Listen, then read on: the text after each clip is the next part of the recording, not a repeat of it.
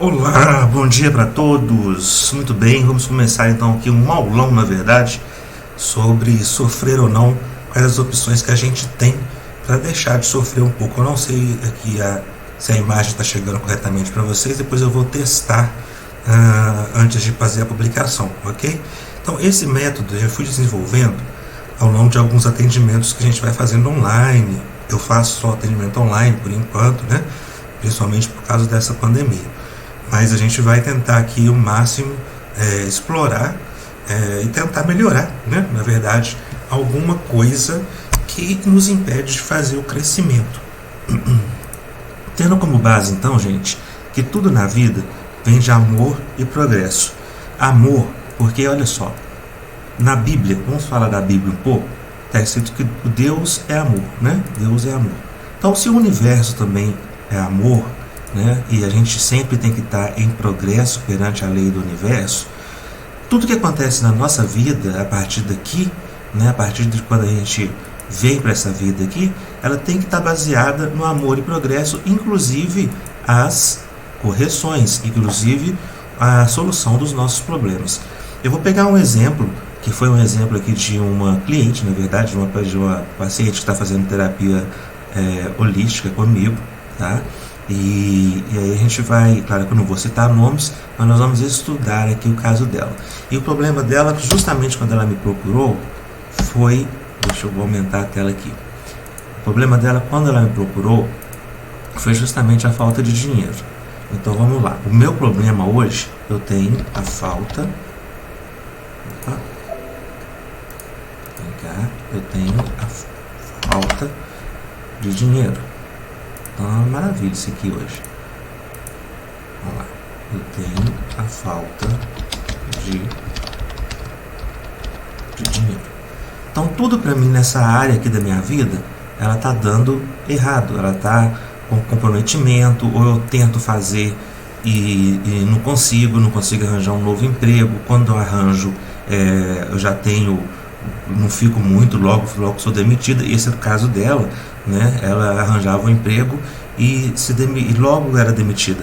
Então a gente não tinha assim um motivo real pelo qual acontecia tantos problemas financeiros com ela. Ela casou-se, na verdade, né? Ela casou-se aos 26 anos, né? Separou aos 30 e poucos anos justamente por causa da falta de dinheiro. Deus gerou alguns conflitos e eles preferiram cada um seguir aí a sua vida, tá? Então o problema dela era este daqui, aliado com demissões. Ok, então isso aqui, né, permitiu que ela tivesse, que ela precisasse tratar, né? Então nós vamos basear aqui na forma de amor e progresso. O que ela está fazendo, ou o que a gente pode fazer aqui para achar a causa raiz. Nós temos que procurar aqui e achar uma causa do motivo. Eu vou escrever aqui causa-motivo, que é o termo que eu uso aqui, causa-motivo. Ok, então nós temos aqui, né, esse probleminha da pessoa, que na verdade é um grande problema, né, e se torna, na verdade,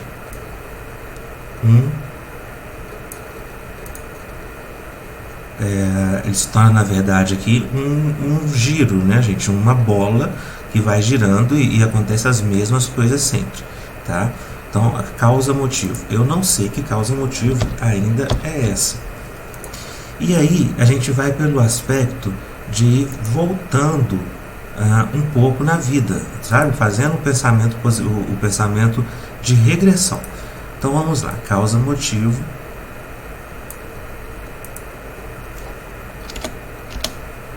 E aí, ele tem uma pergunta. Quando começou? E eu preciso saber um pouco da história da pessoa, né? E aí você vai fazer a sua análise em cima disso, né? Você vai se autoanalisar. A ideia aqui é essa, é a gente dar para vocês ferramentas para vocês se autoanalisarem e melhorarem algum problema que vocês têm aí na vida de vocês. Então, quando começou?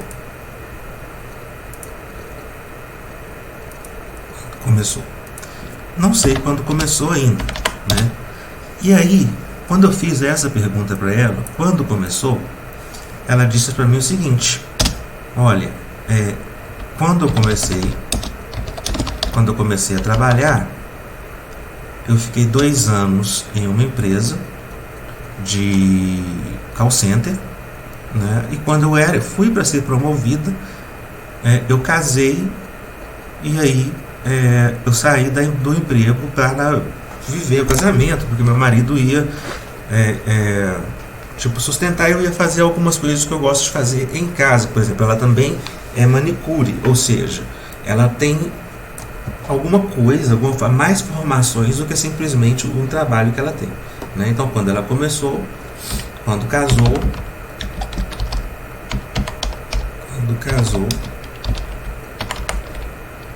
largou o emprego. Tá, mas isso aqui não dá muita ideia pra gente. Não é por isso que ela está passando por tanta falta de dinheiro e demissões hoje em dia, concorda? Então nós vamos mais adiante aqui na nossa causa. Vamos tentar achar sempre a causa principal, porque é lá que a gente precisa trabalhar os sentimentos e as formas de pensar, né? Então nós vamos trabalhar isso aqui.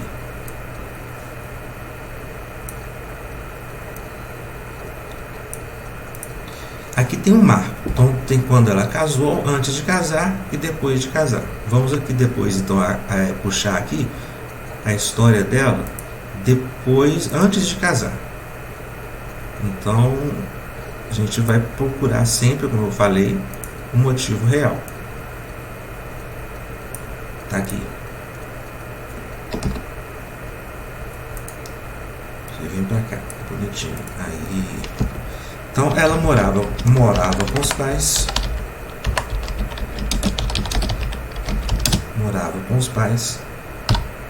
A mãe trabalhava e o pai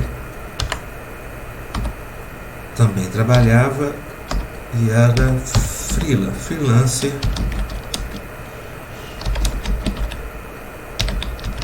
de acabamentos.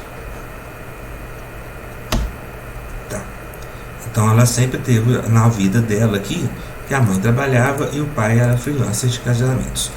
Quando ela foi descendo mais um pouco, a gente foi pesquisando mais um pouco o que acontecia durante a fase. Ela casou muito jovem, né, com 26. O que acontecia na adolescência dela. Eu vou chamar ela aqui de Maria, tá, gente? Só para efeito da gente lembrar. A gente pôr um nome aqui. Então a Maria,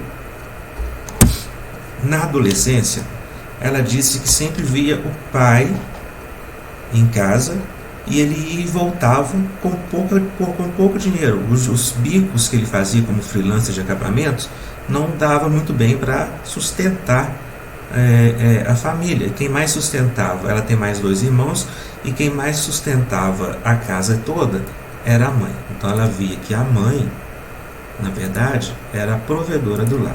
A mãe era a provedora.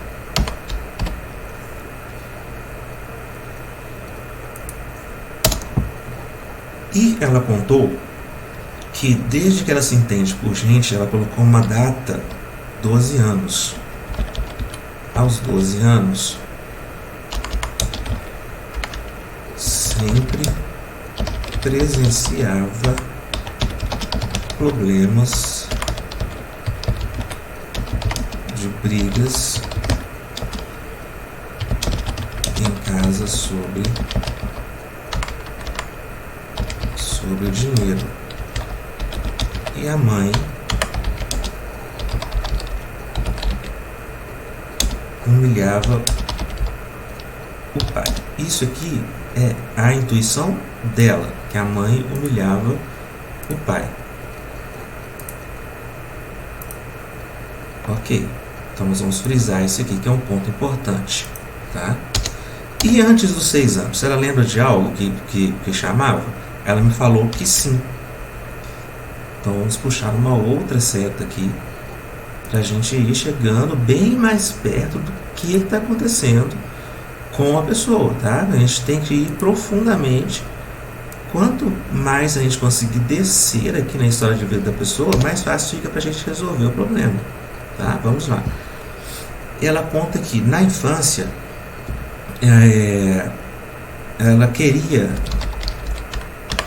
ela gostaria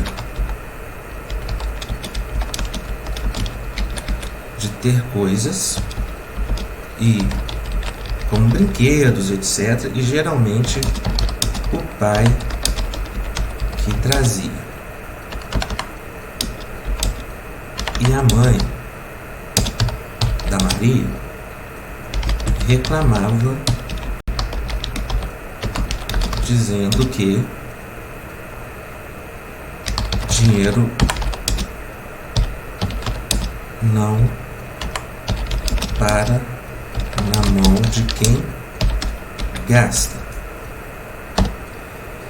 Essa também foi uma fala dela. Olha só, dinheiro não para na mão de quem gasta.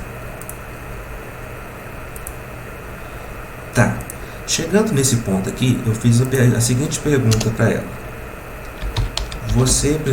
Aí eu perguntei, você precisava de defender um lado, ou você ficava do lado de um e do outro?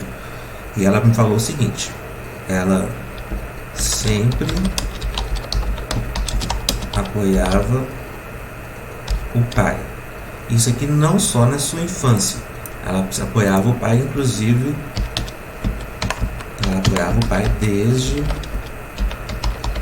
adolescente. Lembra lá dos 12 anos? Então vou colocar a média aqui de 12 anos. Então ela sempre apoiava o pai. Então para ela o pai, ele era o pobre coitado, que sempre trabalhava e não tinha um reconhecimento em casa. E além disso, ela sempre teve na cabeça dela gravada essa frase: dinheiro não para na mão de quem gasta. Tá? Então aqui ela se colocou a favor do pai. Aí aqui começa a gente já a dividir. Aqui está o pai, mãe e a Maria. A Maria aqui, ela se colocava do lado do pai. Deixa eu ver se eu consigo puxar uma seta aqui parecido com isso aqui. Se colocava do lado do pai para defendê-lo. Acho que isso aqui vai ficar legal. Para defendê-lo da mãe, porque ela achava que a mãe não valorizava o pai. Então, na verdade, houve uma inversão, tá vendo? Em vez da mãe e o pai se autoajudarem aqui, a Maria defendia o pai e às vezes até causava briga. Isso aqui gerou, inclusive, que a mãe da Maria ficasse, não tivesse ela como sentimento de filha, da melhor filha, né, da filha que trabalhava, porque nessa época que já havia, aos 12 anos, já havia um irmão que trabalhava. Mas ele gastava muito. Ok, então tá. Aqui então a Maria se colocou do lado do pai, gerando uma discussão com a mãe, e apoiava o pai. Tinha isso aqui, que dinheiro não gasta. Então tá, isso daqui possivelmente é a nossa causa raiz. E aí nós vamos perguntar assim, como que eu descubro que isso é a causa raiz? Quando eu inverto o papel aqui, eu tiro, eu coloco o pai,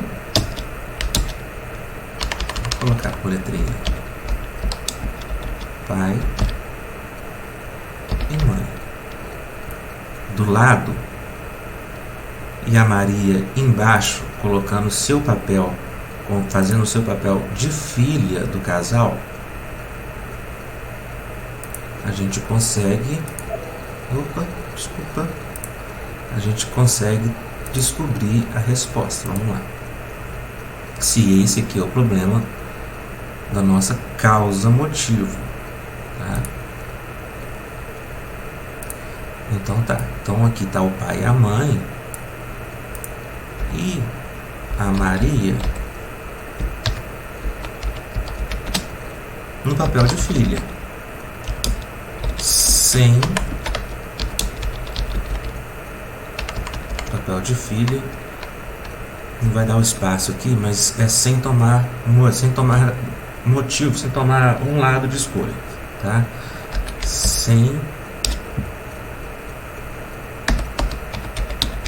defender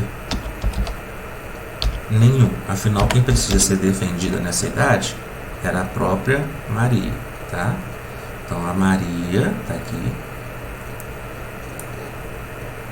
Deixa eu ver se eu consigo subir isso aqui pra gente, pra ficar melhor.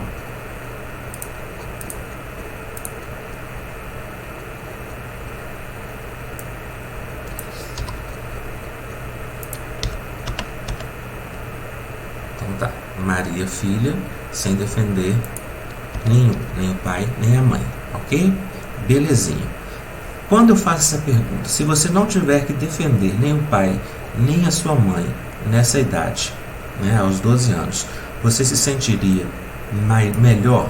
Causa algum alívio? Qual que é a sensação que você tem? Ela vem de baixo para cima ou ela vem do meio, né, da cintura para cima? Como que funciona? Por que essa pergunta? Geralmente os sentimentos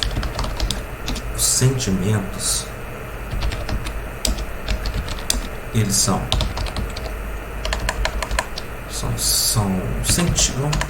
produzidos aqui ou diagnosticados, é melhor. São diagnosticados como algo latente, sensível e a gente tem a sensação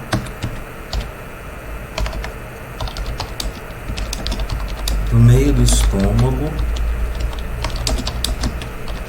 para cima.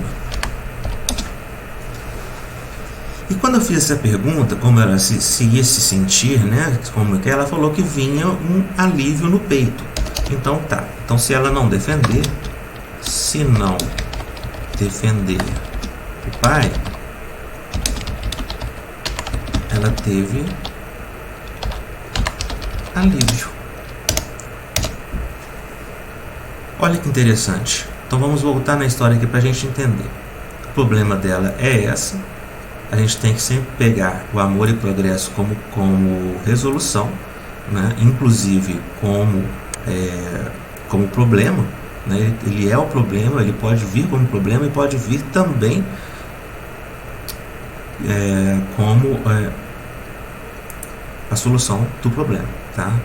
Então tá aqui, falta de dinheiro, demissões, causa, motivo, quando começou, né? Ela falou que quando casou, ou seja, quando ela casou, ela não quis ser, analisa comigo, ela não quis ser aquela mãe provedora, ela queria que o esposo provesse, na verdade, e ela ajudava, né? Ajudaria em casa com o trabalho de manicure.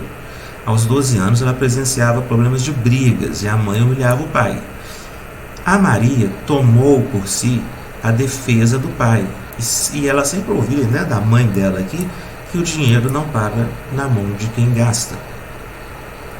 Aqui ela apoiava o pai, havia um irmão que trabalhava mais, mas gastava muito, e a mãe da Maria sempre ficava com o irmão aqui, sabe? Fazendo, por exemplo, o que o irmão mais gosta, tratando o irmão bem, enquanto a Maria ficava do lado do pai. Aqui, ó, Maria filha. Quando eu perguntei se ela, sem defender nenhum, se ela não precisasse de optar por um lado, ela se sentiria melhor, ela disse que sim, e sentia um alívio. Quando o paciente, quando a gente mesmo, uma autoanálise, vai descendo aqui, né, as conexões que a gente vai fazendo da vida, e chega num ponto onde se sente alívio, aqui é a resolução do problema. Então a gente vê que essa dinâmica, quando ela não existe, então eu vou colocar até um X aqui para a gente entender agora. Essa dinâmica, quando ela não existe, acho que não tem xizinho aqui, que coisa, né? Vou colocar esse aqui. Quando não existe isso daqui, eu consigo fazer como antes, gente, jogar para trás uma coisa.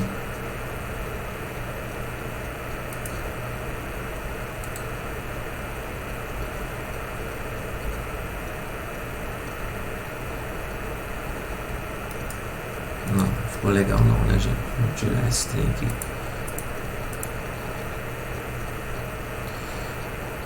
Quando não existe, então, essa dinâmica aqui do pai, da mãe e da Maria defendendo o filho, ela sente o alívio. E é agora que vem a solução do problema. Solução. Nós temos 2 pontos importantes mediante a fala da paciente, ou seja, mediante até você quando for fazer esse exercício em casa. Então, a solução: a ressignificar o papel de filha, não de defensora, e ressignificar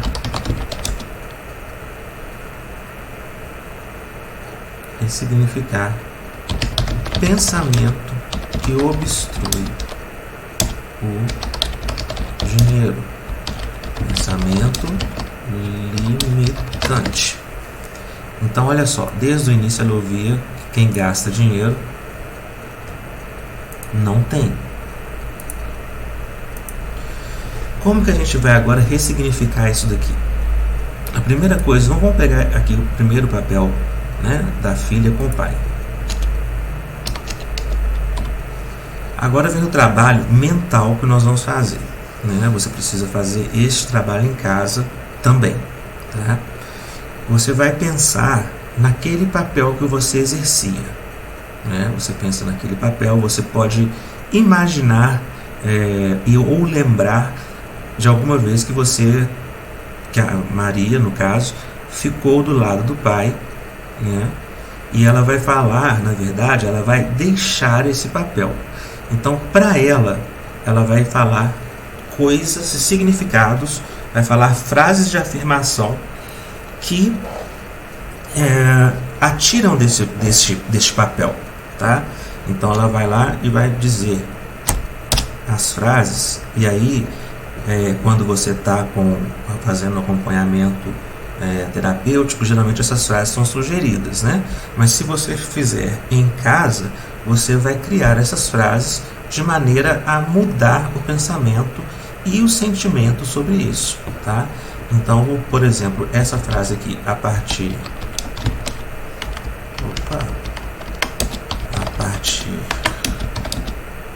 de hoje eu me coloco no lugar de filha. A partir de hoje eu não preciso defender meu pai. A partir de hoje eu entendo que meus pais são separados do meu universo. E aqui a gente vai podendo colocar várias frases de ação, né? Então tá, ok, aqui a gente tem 3. Isso daqui tem que ficar muito bem claro. Aqui a gente vai demorar, na verdade, quando você está fazendo em casa ou quando a gente está fazendo juntos, você vai ficar nisso daqui durante algum tempo. É bom repetir isso daqui, imaginando a cena e você saindo da cena, tá? Então aqui tem a cena da Maria defendendo o pai, ela vai dizer isso daqui e sair no pensamento, né? Ela vai imaginar isso daqui e sair do lugar. Então, se eles estão discutindo na sala, dentro da cabeça, da imaginação da Maria, ela vai falar isso daqui e sair da sala, por exemplo. Está na cozinha, vai sair da cozinha pensando isso daqui. Então, isso aqui vai ser repetido ao longo aí da sua autoterapia, vamos dizer assim, né? Então ela vai repetindo isso daqui até que sinta o alívio lá de cima. Sentiu o alívio. Ok, isso aqui está ressignificado, tá? Na vida da Maria. Agora que o ressignificar o pensamento que eu preciso do dinheiro, que é um pensamento limitante, ela vai ter que repensar, na verdade, o seguinte: dinheiro é bom,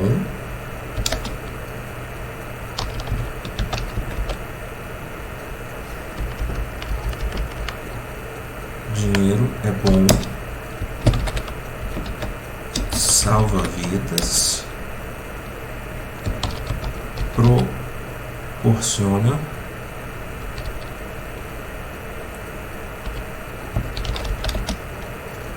proporciona com R a mais, proporciona alívio e bem-estar social, mesmo que eu gaste com algo para mim. Ou seja, o dinheiro é dela, ela não precisa de dar o dinheiro todo para alguém. No caso, por exemplo, quando ela fazia os freelancers lá com o manicure, que ela dava o dinheiro todo para casa, né? E quando estava com a mãe, pensando que o dinheiro, quando gastava com algo que era importante para ela, mas não para a família, ela falava que o dinheiro dessa forma então não tinha valor, né? Isso aqui gerou na Maria esse pensamento do dinheiro. Toda vez que ela conseguia um emprego ou alguma coisa, ela se auto-sabotava. Auto-sabotagem. Quando conseguia um emprego ou bom salário. Curiosamente, quando tinha um emprego ruim, ela ficava mais tempo nesse emprego. Ela chegou a ficar 3 anos no emprego ganhando um salário mínimo, tá? Essa aqui é a história que ela me contou, e a partir daí então eu estou chegando aqui na finalização do nosso resgate, problema aqui. Então tá, então aqui ela teve essa autossabotagem, e quando ela conseguiu um emprego melhor, ela adoecia, ou ela cansava, ou ela criava atritos com o chefe, com colegas de trabalho, e geralmente não passava do prazo de experiência lá dos 3 meses, tá bom? E aí ela dependia de quem? Dependia da mãe. Olha que problema, olha o problema raiz. Dependência, ela voltou para a casa da mãe. Dependência da mãe. E aí ela começou a fazer este paradigma aqui, começou a mudar esse paradigma, pensando dessa forma, pensando coisas boas sobre dinheiro e trabalho, tá? Gente, aqui a gente chegou na conclusão dos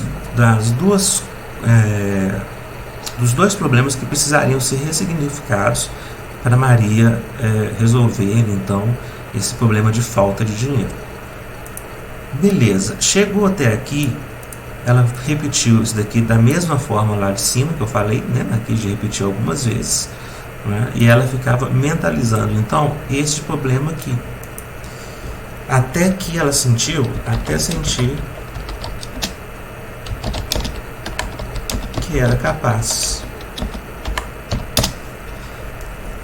Neste caso, a gente precisou de 3 sessões para chegar aqui, e cada vez que chegava nesse ponto aqui, não precisa passar todos os de novo na segunda sessão, vamos falar assim, né? Não precisa de passar por todo o processo de achar a causa motivo. A gente vai trabalhar apenas então o ressignificado dos problemas. E aí vale incluir, quando a gente faz a terapia junto aqui, vou tirar o amarelinho. Não, quero sem amarelinho.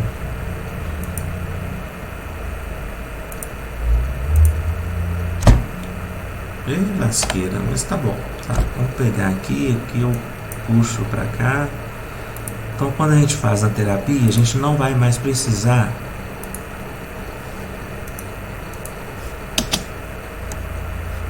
A gente não vai mais precisar de passar por todas as fases, né? E nós vamos, através, se preciso for, da auto-hipnose, porque toda hipnose, no meu conceito, ele é permitido, né? Então, se você permite, você mesmo, através das induções, você se auto-hipnotiza. E você pode fazer isso também sozinho, né? Tem vários áudios que você pode ouvir, até mesmo aqui no YouTube, para você ressignificar os problemas, tá bom? Então aqui a gente utiliza da auto-hipnose, a autoafirmação,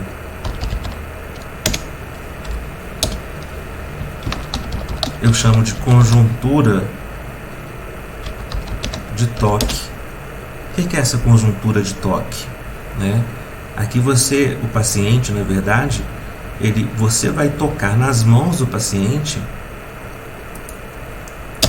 toque nas mãos, quando estamos juntos, né? Quando estão online, a gente utiliza de outra forma, a gente pede para que o paciente toque na mão ou no centro, logo abaixo da garganta, toque nas mãos ou logo abaixo da garganta, com frases de poder. Eu chamo frases de poder, são as frases que dão empoderamento à pessoa.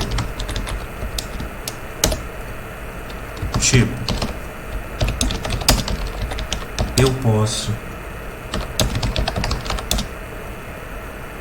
o dinheiro é bom, minha saúde é boa. São os exemplos que nós vamos, né?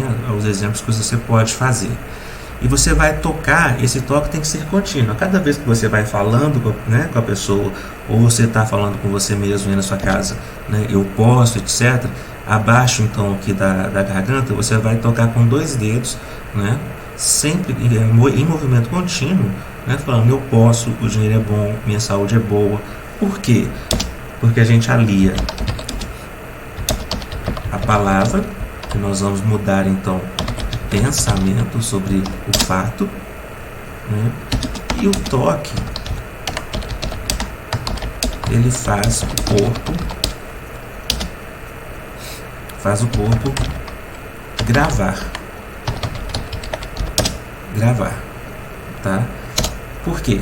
Porque tudo na vida que acontece na nossa vida aqui, segundo essa dinâmica que eu faço, ela só tem 2 caminhos, ou a dor ou o